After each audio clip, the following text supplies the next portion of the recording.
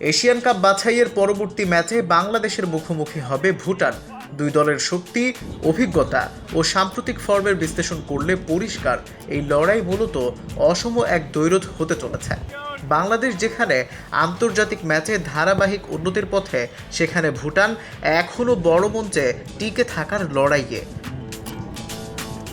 বাংলাদেশের আক্রমণ ভাগে রয়েছেন ফর্মে থাকা ফরওয়ার্ড হামজা ও সামিত। সাম্প্রতিক কয়েকটি ম্যাচে এই দুই তরুণের পারফরমেন্স নজর কেড়েছে।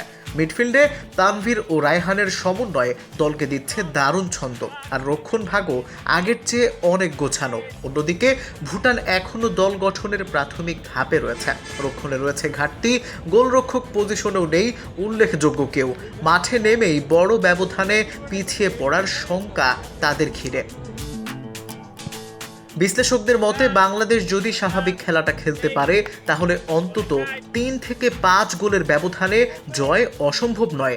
হামজা সামিতরা তাদের গোল ক্ষুধা মেটাতে পারলে সংখ্যাটা আরও বাড়তে পারে।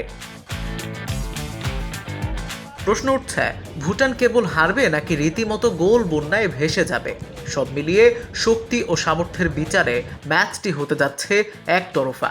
এখন শুধু দেখার অপেক্ষা হামজারা কতবার বল পাঠাতে পারেন ভুটানের জালে। Al Mahmud, ultimate sports, Dhaka.